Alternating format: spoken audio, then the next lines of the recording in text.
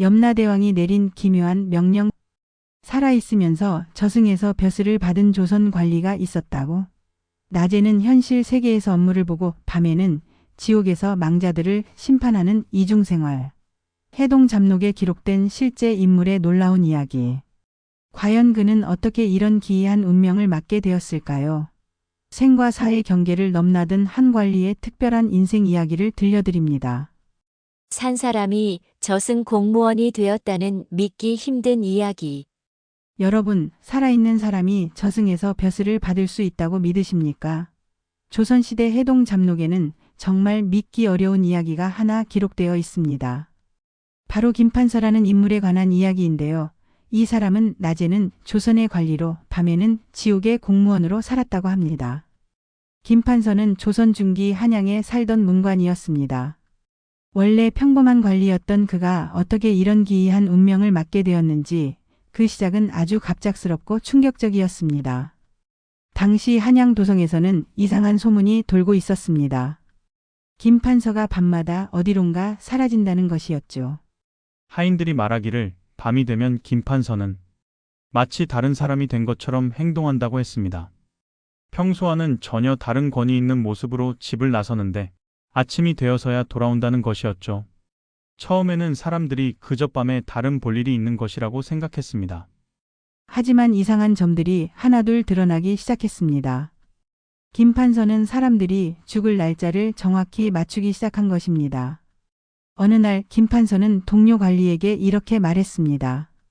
자네, 조심하게 3일 후면 큰 변화가 있을 것이야. 그 동료는 처음에는 대수롭지 않게 여겼지만 정확히 3일 후 갑작스러운 병으로 세상을 떠났습니다. 이런 일이 한두 번이 아니었습니다. 김판서는 마치 죽음의 명단을 미리 알고 있는 것 같았어요. 사람들은 점점 그를 무서워하기 시작했고 어떤 이들은 그가 귀신에 홀린 것이 아니냐는 말까지 했습니다. 하지만 김판서 본인은 이 모든 것을 비밀로 간직하고 있었습니다. 아무에게도 자신에게 무슨 일이 일어났는지 말하지 않았죠. 다만 가끔씩 깊은 한숨을 쉬며 이것이 과연 축복인지 저주인지 모르겠구나. 라고 혼잣말을 하곤 했습니다. 그의 부인도 이상함을 느꼈습니다. 남편이 밤에 나갔다가 돌아올 때마다 얼굴이 창백해져 있었고 마치 무거운 짐을 지고 온 것 같은 표정을 하고 있었거든요. 부인이 물어봐도 김판서는 관청 일이 있었다. 고만 답할 뿐이었습니다. 더욱 기이한 것은 김판서가 때로는 이미 죽은 사람들의 이름을 부르며 대화를 하는 것처럼 보인다는 것이었습니다. 하인들은 밤중에 김판서의 방에서 여러 사람의 목소리가 들린다고 증언했습니다. 하지만 방 안에는 김판서 혼자뿐이었죠. 한양의 점술가들과 무당들도 김판서에 대해 수상쩍게 여기기 시작했습니다. 그들이 보기에 김판서의 기운은 보통 사람과 달랐습니다. 살아있는 사람의 기운과 죽은 자의 기운이 동시에 느껴진다는 것이었어요. 김판서 자신도 이 모든 상황이 힘들었습니다. 낮에는 평범한 관리로서 백성들을 위해 일해야 했고 밤에는 전혀 다른 세계에서 전혀 다른 일을 해야 했으니까요. 그는 점점 야위어갔고 사람들과의 거리도 멀어져 갔습니다. 어느 날 밤 김판서는 마침내 자신의 비밀을 가장 믿을 만한 친구에게 털어놓기로 결심했습니다. 그 친구는 같은 관청에서 일하는 이판서라는 사람이었는데 평소 김판서와 절친한 사이였습니다. 이판서여, 자네에게 믿기 어려운 이야기를 하나 해주고 싶네. 하지만 이것은 절대 다른 사람에게 말해서는 안 되는 일이야. 김판서의 목소리는 떨리고 있었습니다. 이판서는 친구의 심각한 표정을 보며 고개를 끄덕였습니다. 무슨 일인지 말해보게. 자네를 믿네. 김판서는 깊은 숨을 들이쉬고는 입을 열기 시작했습니다. 나는 지금 두 개의 삶을 살고 있네. 하나는 자네가 알고 있는 이승에서의 삶이고 다른 하나는 그는 잠시 말을 멈추고 주위를 둘러본 후 속삭이듯 말했습니다. 저승에서의 삶이야. 김판서의 급작스런 죽음과 저승에서의 만남. 이판서는 친구의 말을 듣고 깜짝 놀랐지만 김판서의 진지한 표정을 보며 계속 들어보기로 했습니다. 김판서는 천천히 자신의 이야기를 시작했습니다. 그것은 석 달 전의 일이었네. 내가 갑작스럽게 병에 걸려 죽었던 일 말일세. 이 판서는 의아해했습니다. 김 판서가 병으로 쓰러진 적은 있었지만 죽었다는 것은 무슨 말인지 이해할 수 없었거든요. 김 판서는 계속해서 그날의 일을 설명했습니다. 그날 나는 관청에서 돌아오는 길에 갑자기 가슴이 아프기 시작했네. 숨을 쉬기가 어려워지더니 결국 길가에 쓰러지고 말았어. 그때 나는 분명히 죽었다고 확신하네. 실제로 그날 김 판서는 길에서 쓰러져 한참 동안 의식을 잃고 있었습니다. 지나가던 사람들이 그를 발견했을 때 그는 거의 숨이 끊어진 상태였다고 합니다. 사람들은 급히 그를 집으로 옮겼지만 의원들도 고개를 저을 정도로 위험한 상황이었죠. 그런데 내가 의식을 잃었을 때 나는 전혀 다른 곳에 있었네. 그곳은 이승과는 완전히 다른 세상이었어. 김 판서의 눈에는 그때의 기억이 생생히 떠오르는 듯 했습니다. 김 판서가 깨어났을 때 그는 넓고 으스스한 대궐 같은 곳에 서 있었습니다.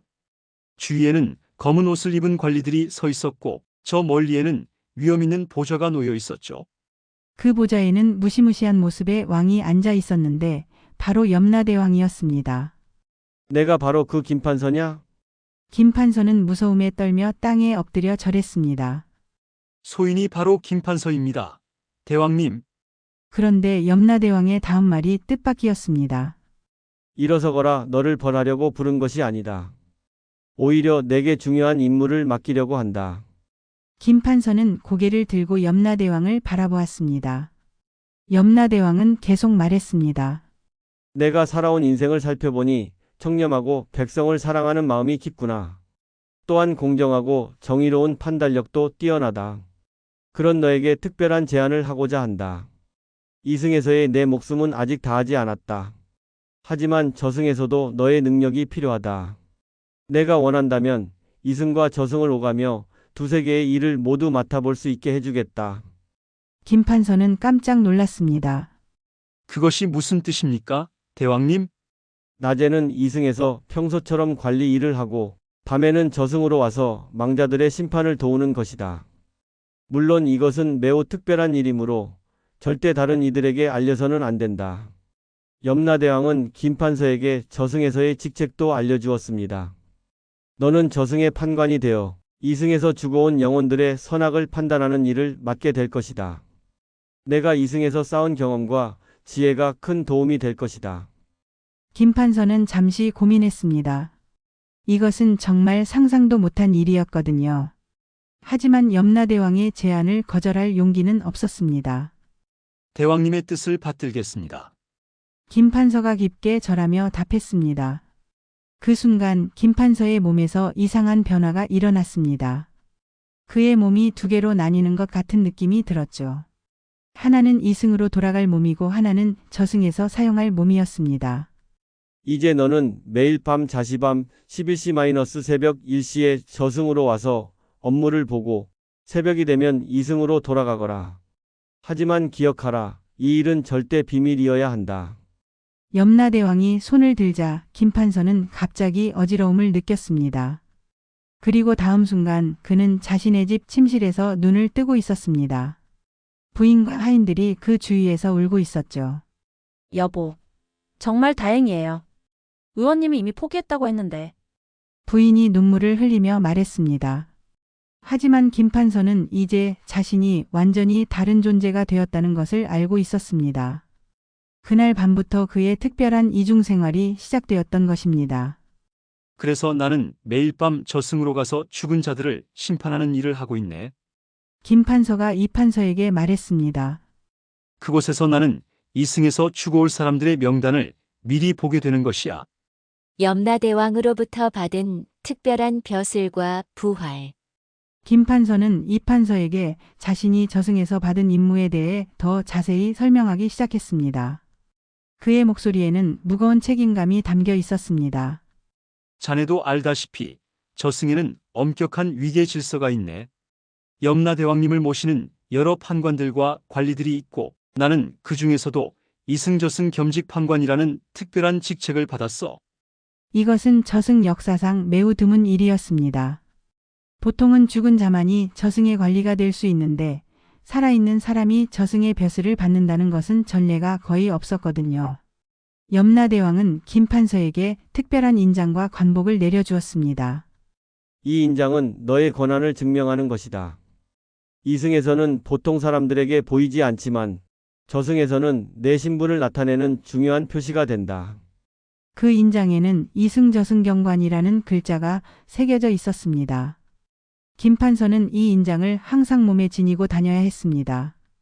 매일 밤 자시가 되면 저승사자들이 나를 데리러 온다네. 처음에는 정말 무서웠지만 이제는 익숙해졌어. 김판서가 쓸쓸하게 웃으며 말했습니다. 저승사자들은 김판서에게만 보이는 존재들이었습니다. 보통 2명이 함께 와서 김판서를 저승으로 안내했죠. 그들은 검은 옷에 검은 모자를 쓰고 얼굴은 창백했지만 김판서에게는 예의를 갖춰 대했습니다. 판관님, 오늘도 수고하시겠습니다. 저승사자들이 김판서를 맞으며 인사했습니다. 김판서도 저승에서는 상당한 지위를 가진 관리였기 때문이었죠. 저승으로 가는 길은 매번 달랐습니다. 때로는 긴 다리를 건너기도 하고 때로는 구름 위를 걸어가기도 했습니다. 하지만 항상 도착하는 곳은 염라대왕의 궁전이었습니다. 저승에서의 내 업무는 주로 이승에서 갓 죽어온 영혼들을 심판하는 것이네. 그들이 살아생전 어떤 일을 했는지, 선한 일을 많이 했는지, 악한 일을 많이 했는지를 판단하는 거야. 김판서의 앞에는 매일 밤 수십 명의 영혼들이 끌려왔습니다. 그들 중에는 김판서가 이승에서 알던 사람들도 있었고 전혀 모르는 사람들도 있었습니다. 가장 힘든 것은 아는 사람을 심판해야 할 때였습니다. 어느 날 밤 김판서와 같은 관청에서 일했던 동료가 저승으로 왔습니다. 그 동료는 살아생전 뇌물을 많이 받았던 사람이었죠. 김판서, 정말 자네였구나. 나를 좀 도와주게. 그 동료가 김판서를 보며 기뻐했습니다. 하지만 김판서는 공정하게 심판해야 했습니다. 미안하네, 박서방. 하지만 저승에서는 사정이 통하지 않는다네. 자네가 한 일에 대해서는 정당한 심판을 받아야 해. 김판서가 슬픈 표정으로 말했습니다. 결국 그 동료는 자신의 죄에 따라 지옥의 한 구역으로 보내졌습니다. 김판서는 그날 밤 특히 마음이 무거웠습니다. 반면에 선한 일을 많이 한 사람들을 천상으로 보낼 때는 마음이 뿌듯했습니다. 가난한 사람들을 도우며 살았던 이들, 부모에게 효도했던 이들, 나라와 백성을 위해 헌신했던 이들을 좋은 곳으로 보낼 수 있어서 말이죠. 염라대왕님은 내게 특별한 능력도 주셨네. 바로 이승에 있는 사람들의 수명을 미리 알 수 있는 능력이야. 김판서가 조심스럽게 말했습니다. 이것이 김판서가 사람들의 죽음을 예측할 수 있었던 이유였습니다. 저승에서는 매일 밤 다음에 죽어올 사람들의 명단이 나왔고 김판서는 그 명단을 볼 수 있었던 것입니다. 하지만 이 능력은 축복이면서 동시에 저주이기도 하네. 친한 사람이 곧 죽을 것을 알면서도 막을 수 없다는 것이 얼마나 고통스러운지 모르겠어. 실제로 김판서는 여러 번 이런 고민에 빠졌습니다. 사랑하는 사람들이 곧 죽을 것을 알지만 그것을 막거나 미리 알려줄 수는 없었거든요. 염라대왕으로부터 절대 비밀을 지켜야 한다는 엄명을 받았기 때문이었습니다. 만약 이 비밀이 세상에 알려진다면 나는 즉시 두 세계 모두에서 쫓겨날 것이야. 그리고 그때는 정말 죽음을 맞이하게 될 거야. 김판서의 목소리에는 두려움이 섞여 있었습니다. 이 판서는 친구의 이야기를 듣고 깊은 동정심을 느꼈습니다. 이것은 정말 무거운 짐이었습니다. 하지만 동시에 김판서가 얼마나 특별한 존재인지도 깨달았습니다. 그렇다면 자네는 이승의 관리이면서 동시에 저승의 판관인 셈이군. 이 판서가 감탄하며 말했습니다. 그런데 낮에는 백성들을 위해 일하고 밤에는 죽은 자들을 위해 일하는 것이야. 두 세계의 균형을 맞추는 것이 내 역할인 것 같아. 낮에 관리, 밤에 저승사자로 살아가기. 김판서의 이중생활이 본격적으로 시작된 지 한 달이 지났습니다. 낮에는 여전히 조선의 충실한 관리였고 밤에는 저승의 엄격한 판관이었죠. 하지만 이런 생활을 유지하는 것은 생각보다 훨씬 어려웠습니다. 가장 큰 문제는 체력이었습니다. 밤마다 저승에서 업무를 보고 새벽에 돌아오니 낮에는 늘 피곤했습니다. 동료들은 김판서가 점점 야위어가는 모습을 보며 걱정하기 시작했습니다. 김판서, 요즘 얼굴이 말이 아니네. 밤에 잠을 못 자는 것 같은데 무슨 일이라도 있나? 상관이 김판서를 걱정스럽게 바라보며 물었습니다. 김판서는 억지로 웃으며 답했습니다. 아닙니다. 대감님 그저 요즘 업무가 많아서 조금 피곤할 뿐입니다. 하지만 정말 힘든 것은 마음의 부담이었습니다. 저승에서 본 죽을 사람들의 명단 때문에 김판서는 항상 무거운 마음을 안고 살아야 했습니다. 어느 날 김판서는 저승 명단에서 자신의 이웃집 할머니 이름을 발견했습니다.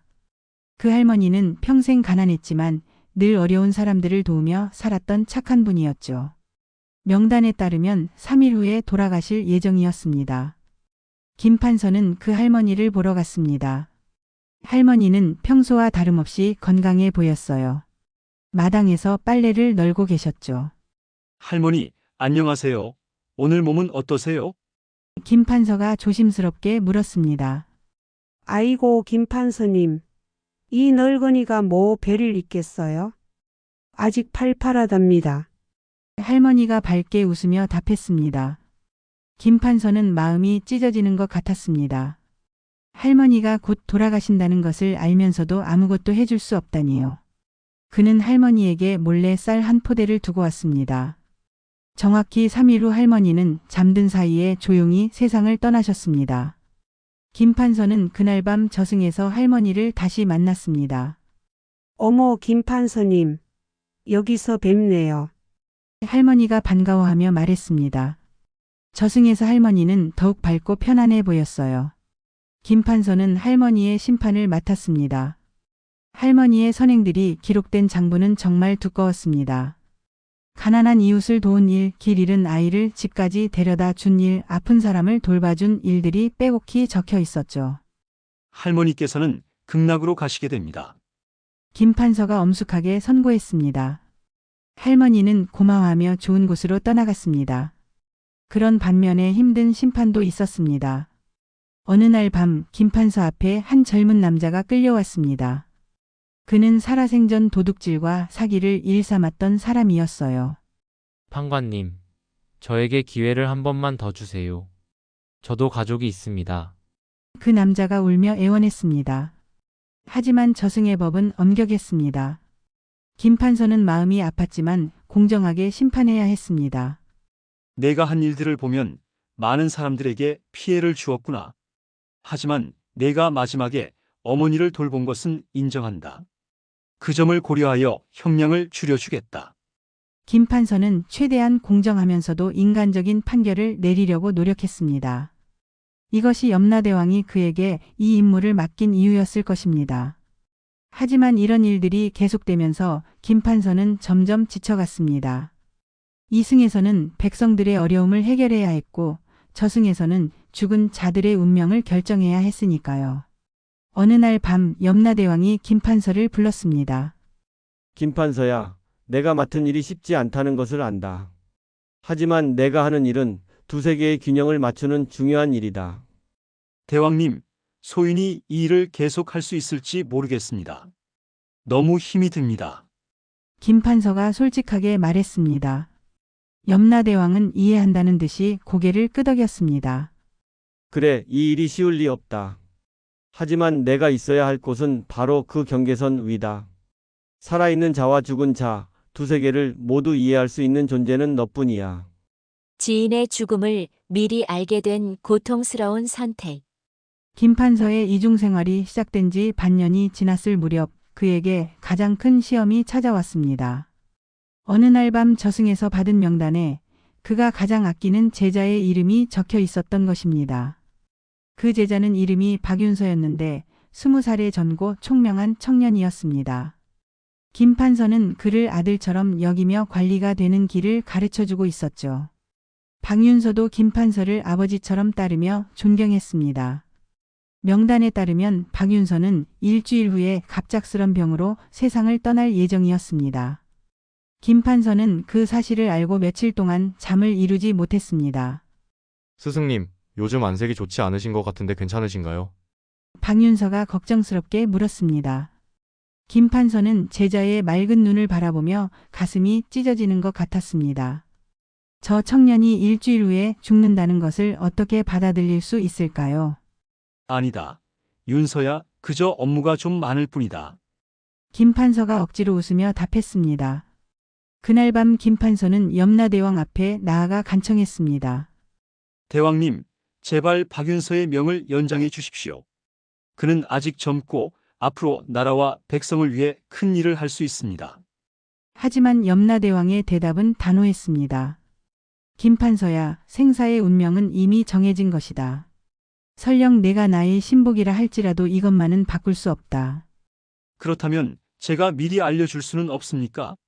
적어도 마음의 준비라도 할 수 있게요. 김 판서가 절망적으로 물었습니다. 절대 안 된다. 염라대왕의 목소리가 우렁차게 울렸습니다.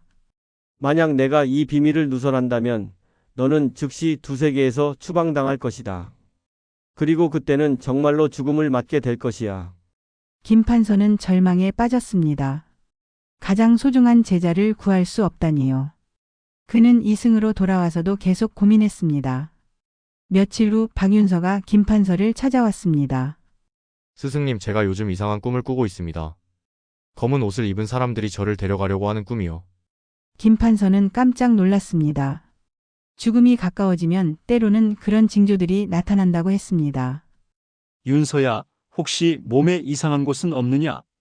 김 판서가 조심스럽게 물었습니다. 아니요, 별로 아픈 곳은 없습니다.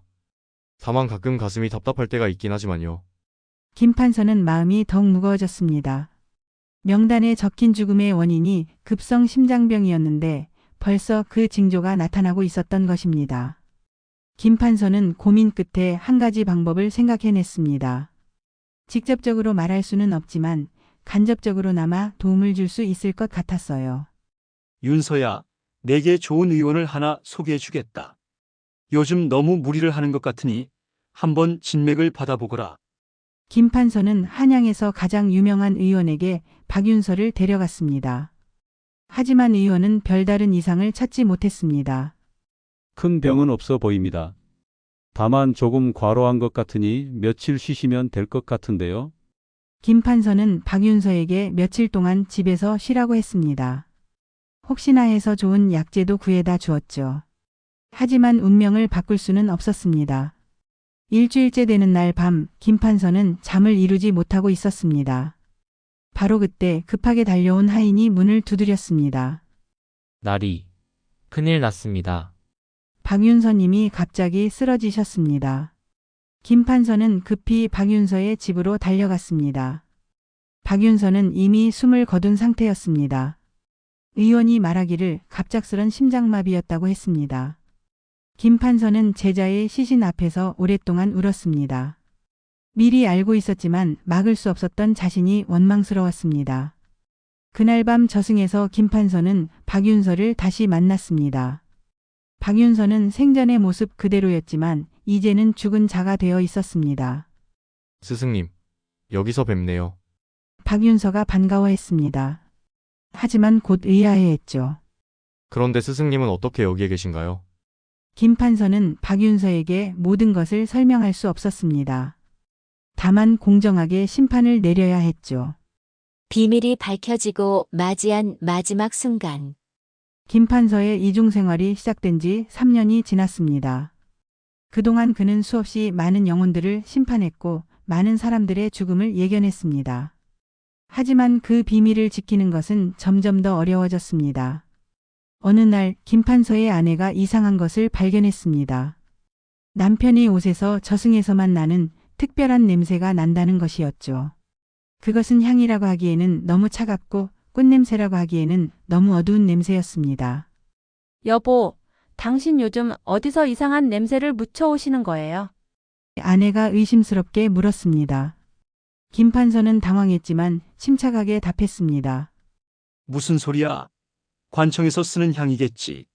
하지만 아내는 계속 의심했습니다. 남편의 행동이 너무 이상했거든요. 밤마다 어디론가 사라지고 새벽에 돌아와서는 항상 지친 모습이었습니다. 더욱 결정적인 일이 일어났습니다. 김판서가 실수로 저승에서 받은 인장을 집에서 떨어뜨린 것입니다. 그 인장은 보통 사람들에게는 보이지 않아야 했는데 이상하게도 아내에게는 보였습니다. 이게 뭐예요? 이승저승 경관이라는 글자가 새겨져 있네요. 아내가 인장을 들고 물었습니다. 김판서는 식은땀을 흘렸습니다. 드디어 들킬 때가 온 것 같았습니다. 그건 김판서가 말을 더듬었습니다. 바로 그때 집 밖에서 이상한 소리가 들려왔습니다. 마치 많은 사람들이 걸어오는 소리 같았는데 발걸음이 너무 무거웠습니다. 김판서는 그 소리를 듣고 얼굴이 창백해졌습니다. 저승사자들이 온 것입니다. 하지만 평소와는 달랐어요. 오늘은 그를 데리러 온 것이 아니라 다른 목적이 있는 것 같았습니다. 문이 열리면서 검은 옷을 입은 저승사자들이 들어왔습니다. 이번에는 평소보다 많은 수의 사자들이 왔습니다. 김판서, 내가 금기를 어겼다. 저승사자 중 하나가 엄숙하게 말했습니다. 무슨 말씀입니까? 저는 아무것도. 김판서가 변명하려 했지만 저승사자는 그의 말을 끊었습니다. 네가 박윤서에게 간접적으로나마 죽음을 알렸다. 그리고 지금 내 아내가 인장을 보고 있지 않느냐. 이는 모두 금기를 어긴 것이다. 김판서는 절망했습니다. 결국 들키고 만 것입니다. 아내는 갑자기 나타난 저승사자들을 보고 기절할 뻔했습니다. 여보, 이게 무슨 일이에요? 이 사람들은 누구예요? 김판서는 마침내 아내에게 모든 것을 고백했습니다. 자신이 3년 동안 저승과 이승을 오가며 살았다는 것. 밤마다 죽은 자들을 심판하는 일을 했다는 것을 말이죠. 염라대왕님께서 당신을 부르신다. 저승사자가 말했습니다. 김판서는 이제 끝이라는 것을 알았습니다. 그는 아내에게 마지막 인사를 했습니다. 여보, 미안했소. 그동안 비밀을 지켜야 해서 말하지 못했네. 나를 용서해 주시오. 아내는 울면서 남편을 붙잡으려 했지만 김판서는 저승사자들과 함께 사라져야 했습니다. 염라대왕 앞에 선 김판서는 자신의 운명을 받아들였습니다. 김판서야, 내가 금기를 어겼다. 이제 내가 받을 벌을 정해야 한다. 염라대왕이 엄숙하게 말했습니다. 대왕님, 소인이 잘못했습니다. 하지만 제가 사랑하는 사람들을 지키고 싶었을 뿐입니다. 김판서가 솔직하게 말했습니다. 염라대왕은 잠시 생각한 후 말했습니다. 내가 3년 동안 충실히 임무를 수행한 것은 인정한다. 하지만 규칙은 규칙이다. 내게 2가지 선택권을 주겠다. 하나는 완전히 죽어서 일반적인 심판을 받는 것이고 다른 하나는 이승으로 돌아가되 앞으로는 평범한 사람으로 살지만 수명을 10년 줄이는 것이다. 김판서는 고민하지 않고 답했습니다. 이승으로 돌아가겠습니다. 아내와 함께 남은 시간을 보내고 싶습니다. 좋다 하지만 이번 일은 절대 누구에게도 말해서는 안 된다. 만약 또다시 이 비밀이 알려진다면 그때는 정말로 끝이다. 김판서는 이승으로 돌아왔습니다. 아내는 남편이 돌아온 것을 보고 기뻐했지만 김판서는 이제 더 이상 저승에 갈 수 없었습니다. 그는 평범한 관리로 돌아가 나머지 인생을 살았습니다. 하지만 김판서는 후회하지 않았습니다. 비록 짧아진 수명이었지만 사랑하는 사람들과 함께하는 평범한 삶이 더 소중했으니까요. 김판서는 그 후 조용히 살다가 예정된 대로 10년 일찍 세상을 떠났습니다. 그의 이야기는 후에 해동잡록에 기록되어 후세에 전해지게 되었고 사람들은 그의 특별한 인생을 통해 삶과 죽음 그리고 사랑의 의미에 대해 생각하게 되었습니다. 여러분 어떠셨나요? 살아있으면서 저승에서 벼슬을 받은 김판서의 놀라운 이야기였습니다. 그는 특별한 능력을 얻었지만 동시에 무거운 짐도 져야 했죠. 사랑하는 사람들의 죽음을 미리 알면서도 막을 수 없다는 고통, 두 세계 사이에서 균형을 맞춰야 하는 책임감. 결국 그는 초월적인 능력보다는 평범한 사람으로서의 삶을 선택했습니다. 우리 선조들은 이런 이야기를 통해 무엇을 말하고 싶었을까요? 아마도 아무리 특별한 능력이 있어도 인간다운 삶, 사랑하는 사람들과 함께하는 일상이 더 소중하다는 메시지가 아닐까 싶습니다. 다음 영상에서는 염라대왕도 해결 못한 조선의 미스터리 사건을 준비했습니다. 구독과 좋아요는 저에게 큰 힘이 됩니다.